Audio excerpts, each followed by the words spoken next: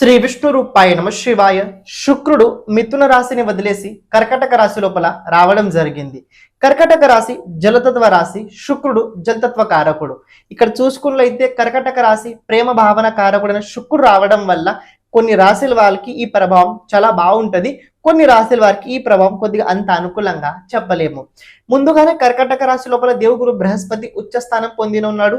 దాంతో పాటు తోడుగా శుక్రుడు రావడం వల్ల రెండు శుభ గ్రహాలు కర్కటక రాశి వారు కావచ్చు, వృశ్చిక రాశి వారు కావచ్చు, మీన రాశి వారు కావచ్చు, ఈ రాశుల వారికి రాబోయే రోజుల్లో కొద్దిగా నైతికంగా విలువ పెరగబోతుంది, నైతికంగా కొద్దిగా విలువ పెరగబోతుంది. అని ఇంకో విషయం, మేషరాశి, సింహరాశి, ధనుసు రాశి వారికి దీని ప్రభావం కొద్దిగా విచిత్రంగానే ఉండబోతుంది. అలాగే మిథున రాశి, తులారాశి, కుంభరాశి వారికి దీని ప్రభావం ఆర్థికం లోపల విశేషంగా ఆడవాళ్ళ సహకారం మీకు తప్పకుండా రాబోయే రోజులు అవసరమే ఉంటది. కాబట్టి ఎక్కడ స్త్రీలకు ఎక్కువగా మీరు తక్కువ చేసి అస్సలు చూడకండి.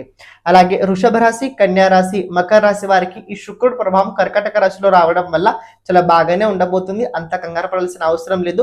రావాల్సిన డబ్బు ఏదైనా ఉన్నట్లయితే వచ్చే అవకాశాలు కూడా ప్రబలంగా ఉండబోతున్నాయి. ఇక కర్కటక, వృశ్చిక, మీన రాశి వారు చెప్పాల్సిన అవసరం లేదు, బాగానే ఉండబోతుంది. కొద్దిగా వాల్యూ పెంచుకోవడానికి ప్రయత్నించండి, ఆటోమేటిక్ గా మీ గ్రోత్ కూడా మొదలవుద్ది. కేవలం ఏంటంటే వీనస్ అలాగే సాటర్న్ నవమ పంచమ యోగం దేవుగురు బృహస్పతితో పాటు ఉండడం వల్ల మీరు ఏది చేసినా ఎలా సంపాదించాలనుకున్నా కూడా నైతికంగా సంపాదించండి. అనైతికంగా మీరు ఏదైనా సంపాదించడం కనుక వెళ్ళినట్లయితే ఇబ్బందులు చాలా భయంకరంగా వస్తాయి.